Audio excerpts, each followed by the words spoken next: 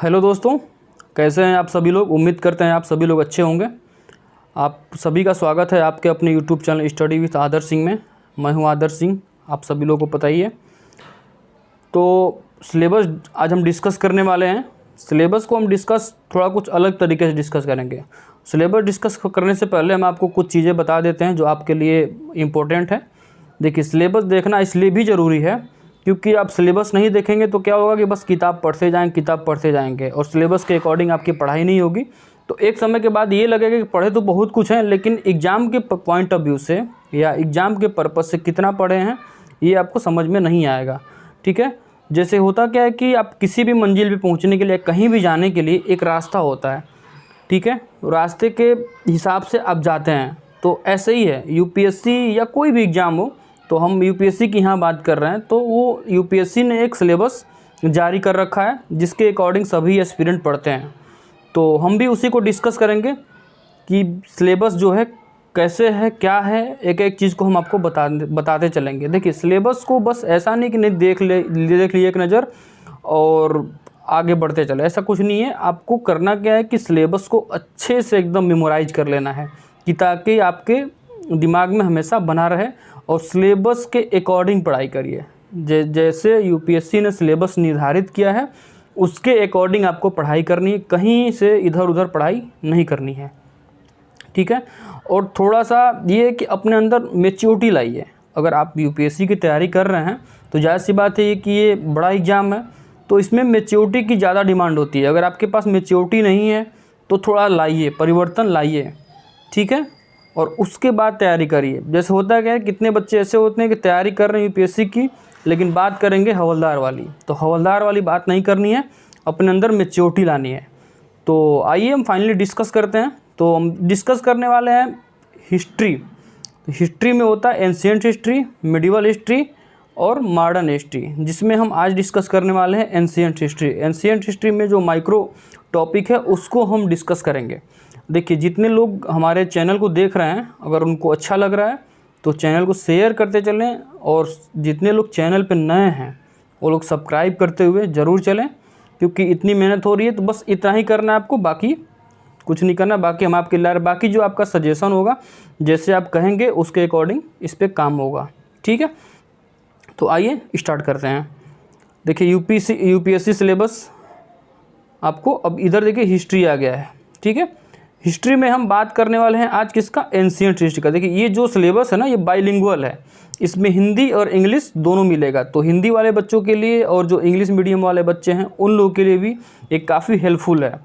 तो इसमें किसी को कहीं से कोई दिक्कत नहीं आने वाली है। अगर इंग्लिश में देखना चाहते हैं इंग्लिश में भी देख सकते हैं, हिंदी में देखना चाहते हैं हिंदी में भी देख सकते हैं। इसी के अकॉर्डिंग ये तैयार किया गया है। फिर हम डिस्कस इसमें देखेंगे pre historic culture in India. देखिए, इंग्लिश में लिखा हुआ है और इसका आपको हिंदी भी नीचे मिल जाएगा। भारत में पूर्व ऐतिहासिक संस्कृतियाँ। ठीक है, एंशिएंट हिस्ट्री में बात करें, जैसे आपको एंशिएंट हिस्ट्री के लिए अगर कोई बुक चाहिए तो एनसीईआरटी का 11th की किताब है, उसको आप पढ़ सकते हैं। और बाकी एक किताब आती है पूनम दलाल दहिया की, जिसमें एंशिएंट हिस्ट्री और मिडिवल हिस्ट्री दोनों दिया। काफ़ी अच्छी किताब है, मैंने उसको पढ़ी है, काफ़ी हेल्पफुल है वो एग्ज़ाम के पॉइंट ऑफ व्यू से, तो उसको आप ले सकते हैं, काफ़ी अच्छी किताब है। अब इसमें देखिए क्या है, पूर्व इतिहास के स्रोत। अब इसका इंग्लिश भी इधर दिया हुआ है, सोर्स ऑफ प्री हिस्ट्री। भारतीय पूर्व इतिहास की अवधि, पाषाण युग, पूरा पाषाण काल, ऐसे जो है आपका। देखिए, छोटा छोटा करके सिलेबस को हम डिस्कस करें। एंशिएंट हिस्ट्री में ये टॉपिक वाइज है। और देखिए, यूपीएससी ने क्या सिलेबस में दे रखा है, प्राचीन इतिहास मतलब एंशिएंट हिस्ट्री, ये सब चीज़ें उसमें दे रखा है। पीछे की आवाज़ को थोड़ा सा आप लोग वो करिएगा, इग्नोर करिएगा। मध्य पाषाण काल है, इसको पढ़ना है। नियोलिथिक 8000 ईसा पूर्व से 4000 ईसा पूर्व, ये नियोलिथिक है। पूरा पाषाण काल 2 मिलियन ईसा पूर्व से 10,000 ईसा पूर्व तक। और मध्य पाषाण काल का समय क्या है, 10,000 ईसा पूर्व से 8,000 ईसा पूर्व। उस समय देखिए राजनीतिक परिस्थितियाँ, सामाजिक परिस्थितियाँ और क्या थी, आर्थिक परिस्थितियाँ क्या थी, इसको हमको मेन पढ़ना होता है। ठीक है, आगे बढ़ते हैं। आगे देखिए क्या है, ताम्र पाषाण युग। ताम्र पाषाण युग लौह युग 1500 ईसा पूर्व से 200 ईसा पूर्व, लोहे का प्रभाव इम्पैक्ट आप देखिए ऐसे, ये इंग्लिश में भी इस साइड दिया हुआ है, तो कहीं से कोई दिक्कत आने वाली नहीं है। अब आगे देखते हैं, सॉरी, अब दूसरा टॉपिक क्या है इसी में, एंशिएंट हिस्ट्री में ही, पेस्टोरल फार्मिंग कम्युनिटीज, देहाती कृषक समुदाय, जिसको हिंदी में बोलते हैं देहाती कृषक समुदाय। अब इसमें क्या है, इसमें कौन कौन सा टॉपिक है, नव पसार चरण, ताम्र पसार चरण, देखिए नव पसार चरण, ताम्र पसार चरण, धीरे धीरे पढ़ते हुए देखते हुए चलेंगे। प्रारंभिक लौह चरण, भौगोलिक वितरण और विशेषताएं, इंग्लिश में भी इधर दिया हुआ है, ठीक, इंग्लिश वाले भी इधर देख सकते हैं। अब है सिंधु घाटी सभ्यता। सिंधु घाटी सभ्यता तो सबको पता है, सिंधु घाटी सभ्यता का नाम तो सभी लोग सुन ही रखे हैं, इंडस वैली सिविलाइजेशन। अब सिंधु घाटी सभ्यता में मेन पढ़ना क्या होता है, इसको हम डिस्कस करेंगे। सिंधु घाटी सभ्यता तो ठीक है, नाम सुने हैं, लेकिन सिंधु घाटी सभ्यता में पढ़ना क्या है, हड़प्पा सभ्यता, उस समय की सभ्यता क्या थी। देखिए कोई भी आप कुछ भी पढ़ रहे हैं अगर एंशिएंट हिस्ट्री में, तो उस समय क्या देखना है कि उस समय राजनीतिक परिस्थितियाँ क्या थी, सामाजिक परिस्थितियाँ क्या थी और राजनीतिक परिस्थितियाँ क्या थी, और आज के समय में कितना परिवर्तन है। तो इसी को कोरिलेट करके क्वेश्चन आपसे पूछा जाता है। धीरे धीरे हम आपसे फिर मेंस का भी क्वेश्चन डिस्कस करेंगे और प्री का भी डिस्कस करेंगे। इसमें हड़प्पा सभ्यता, सिंधु घाटी सभ्यता, प्रमुख शहर टाउन प्लानिंग। देखिए उस समय क्या था कि जो भी शहर विस्थापित होते थे, जो भी शहर बसाए जाते थे, वो प्री प्लान था। जैसे आज भी चंडीगढ़ जो है वो प्री प्लान सिटी है, नोएडा है प्री प्लान सिटी है, ऐसे कई सिटी हैं जो प्री प्लान है, पूरे प्लान करके उसको व्यवस्थित किया, मतलब वहाँ पे बसाया गया शहर को, तो उसको बोलते हैं प्रमुख शहर टाउन प्लानिंग। उस समय का कौन कौन सा था, इसको पढ़ना है, ठीक है। हड़प्पा आंतरिक और विदेश व्यापार, उस समय का कृषि और इस समय का कृषि, ठीक है। उस समय कैसे खेती होती थी, कैसे उस समय के लोग खेत जोतते थे, कैसे अनाज उगाते थे, तो ये सब आप जब एंशिएंट हिस्ट्री पढ़ेंगे, हम आपको बताएं कि क्लास 11 की एंशिएंट हिस्ट्री, उसमें आपको सब चीज़ मिल जाएगा। पशुओं का पालन, शिल्प, बाट और माप, ये सब चीज़ें आपको पढ़ना है। हड़प्पा धर्म, हड़प्पा अर्थव्यवस्था, हड़प्पा दफन प्रणाली, हड़प्पा कला और वास्तुकला, हड़प्पा संस्कृति का पतन, ठीक है। ये चीज़ें आपको हड़प्पा सभ्यता में पढ़ना है। बाट समाज, स्क्रिप्ट और भाषा, हड़प्पा समाज, ये भी चीज़ें आपको पढ़ना है इंडस वैली सिविलाइजेशन में, सिंधु घाटी सभ्यता में। देखिए इसका इंग्लिश भी इधर दिया हुआ है, इंग्लिश में भी आप देख सकते हैं एक चीज़ को, ठीक है। अब आ गया वैदिक सोसाइटी, वैदिक समाज। वैदिक समाज में मुझे क्या पढ़ना है, आर्यों का मूल निवास, आर्यों का जो है मूल निवास पढ़ना है, मूल निवास, आर्य संस्कृति की विशेषताएं, वैदिक ग्रंथ और उपनिषद, ये सब टॉपिक आपको लाइन बाय लाइन अगर आप लेंगे, पूनम दलाल दहिया की जो किताब है उसमें आपको मिल जाएगा। पुनर्निर्माण के लिए स्रोत, वैदिक समाज और संस्कृति, ऋग का भूगोल, वैदिक काल और बाद का भूगोल, मतलब उस समय का भूगोल और आज का भूगोल, उसके बाद का भूगोल, वैदिक चरण, आर्थिक स्थितियाँ, राजनीतिक संगठन और राजशाही का विकास, ठीक है। और उसके बाद क्या है, सामाजिक संगठन और वर्ण व्यवस्था, धर्म और यद्यपि, उस समय जो है सामाजिक संगठन व्यवस्था और धर्म, इसकी बात इसमें किया गया है, इसको पढ़ना है। तो देखिए ऐसे चीज़ों को जब आप पढ़ेंगे ना तो पढ़ने में आसानी रहेगी, नहीं तो सिलेबस ले लिए, सिलेबस लेके अपना बस एंशिएंट हिस्ट्री पढ़ना है। एंशिएंट हिस्ट्री में क्या क्या पढ़ना है इसको जानना भी ज़रूरी है, ठीक है। अब आ गया पूर्व मौर्य काल, प्री मौर्य पीरियड। अब इसमें क्या पढ़ना है, इसमें है द्वितीय शहरीकरण की आयु, राज्यों का गठन, 16 महाजनपद। आप पढ़े होंगे एंशिएंट हिस्ट्री में, जो भी सोशल ह्यूमैनिटीज सब्जेक्ट से ग्रेजुएशन किया होगा वो 16 महाजनपद पढ़ा होगा, या ऐसे नॉर्मल एग्जाम के लिए भी पढ़ा होगा। शहरी केंद्रों का उदय, सिक्कों का विकास, उस समय सिक्कों का विकास जो है स्टार्ट हुआ था, हर्यक राजवंश, शिशुनाग राजवंश, ये अब वंश आ गए डायनेस्टी, नंद वंश, नंदवंश, ये काफ़ी फेमस डायनेस्टी रहा है, नंदवंश बहुत फेमस रहा है।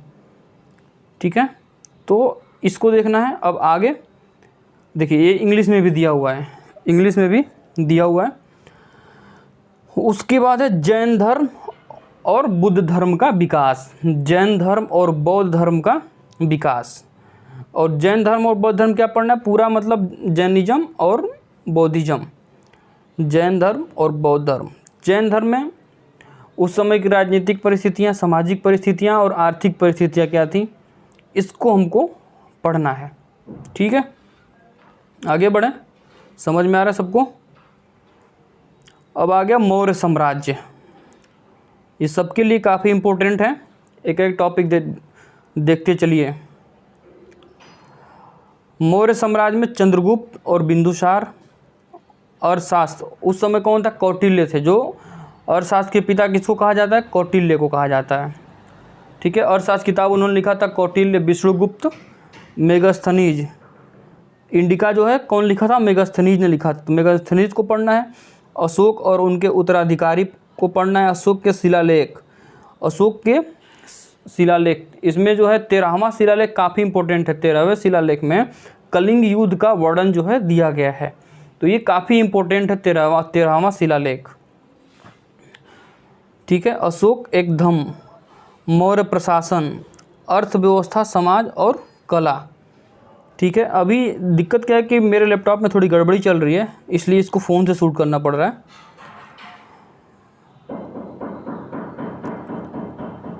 अब देखेंगे अर्थव्यवस्था, समाज और कला, मौर्य का पतन। यहाँ मौर्य का जब पतन होता है तो मौर्य वंश का अंतिम शासक कौन था, बृहद्रथ था। ठीक है, उसके बाद अब कौन आता है यहाँ पे, मौर्योत्तर भारत, ईसा पूर्व 200 से AD 300 तक, मतलब BC 200 BC से 300 AD। ठीक है, अब इस समय क्या होता है, भारत में क्या होता है, यूनानियों का आगमन, भारत में यूनानियों का आगमन होता है। शक, पार्थियन और कुषाण के साथ वाणिज्यिक संपर्क। जब भारत में यूनानी आते हैं तो क्या होता है, शक के साथ और कुषाण के साथ व्यापारिक संबंध जो है बढ़ने लगता है, उसको हमको पढ़ना है। सातवाहन और अन्य स्वदेशी राजवंश, समाज, जातियों का विकास, संगम, ग्रंथ और समाज। ठीक है, देखिए इतना चीज़ पढ़े हैं तो आपको एक चीज़ समझ में आया होगा कि हर जगह जो है समाज के बारे में, जाति के बारे में, या उस समय की कल्चर के बारे में, यही सब हमको पढ़ना है। ठीक है, अब उस समय कला, गंधार कला, मथुरा कला, अमरावती, ये कला के जो है प्रकार हैं उस समय। गंधार कला, मथुरा कला, अमरावती कला। अभी जब आर्ट्स एंड कल्चर आप पढ़ेंगे तो उसमें आपको कई कला पढ़ना है। तो ये इतना हुआ। अब आगे क्या है, देखिए इंग्लिश में भी पूरा दिया हुआ है। अब आ गया शाही गुप्त, इंपीरियल गुप्त। तो गुप्त शासन के स्रोत, इसमें पढ़ना है गुप्त शासन के स्रोत, गुप्तों का राजनीतिक इतिहास, फाहियान पढ़ना है। ये फाहियान लिखा हुआ है, ये थोड़ा सा मिस्टाइप हो गया है, फाहियान। ठीक है, चंद्रगुप्त द्वितीय के शासनकाल में जो आया था, चीनी यात्री। गुप्त प्रशासन, कला और संस्कृति का विकास, गुप्त स्वर्ण युग की आयु, मतलब एज ऑफ गोल्डन युग। आर्थिक स्थितियाँ, गुप्त काल में नगरीय केंद्र, उस समय की परिस्थितियाँ उस समय वहाँ क्या थी। ठीक है, अब हम पढ़ने वाले हैं। देखिए इंग्लिश में दिया हुआ है, इसको आप देख लीजिएगा। सॉरी।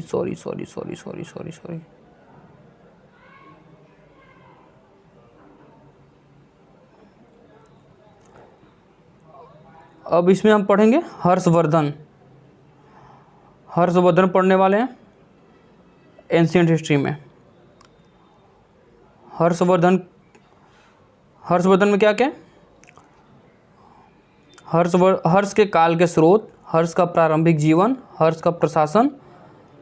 ठीक है, उसके बाद क्या है, हर्ष के महत्वपूर्ण अधिकारी, हर्ष के तहत अर्थव्यवस्था और वेनसांग।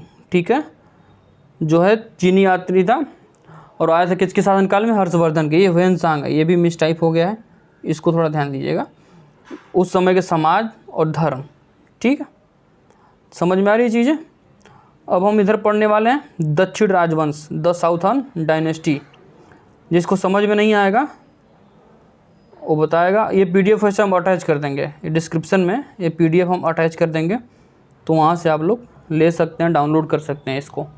अब हम आ गए जो दक्षिणी राजवंश है, दक्षिण साउथ का, उसमें क्या क्या है। सातवाहन, जो सातवाहन का संस्थापक कौन था, सिमुक था। पल्लव, चालुक्य, मदुरई का पांड्य, चोल राजवंश, राष्ट्रकूट। चोल ओल वाला अक्सर देखेंगे आप, चोल राजवंश का अक्सर बिहार PCS में काफ़ी ज़्यादा क्वेश्चन आता है। ठीक है,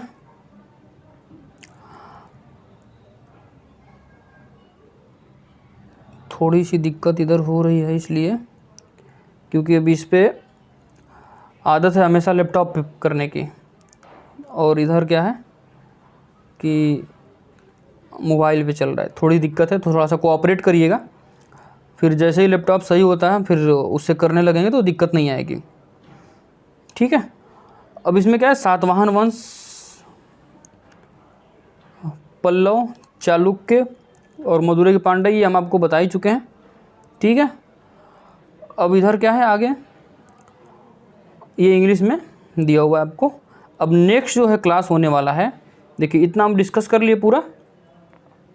नेक्स्ट जो है मिडिवल हिस्ट्री का सिलेबस हम डिस्कस करेंगे।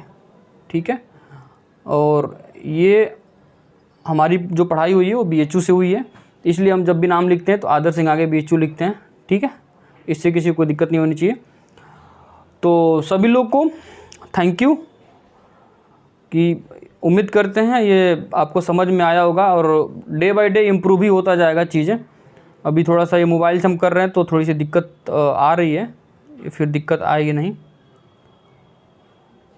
तो चलिए आज यहीं ख़त्म करते हैं, फिर हम देखते हैं नेक्स्ट क्लास में मिडिवल हिस्ट्री का टॉपिक एनालिसिस, पूरा सिलेबस। ठीक है, तो आप लोग पढ़ते चलिए, मेहनत करते चलिए। सभी लोग को बाय, थैंक यू।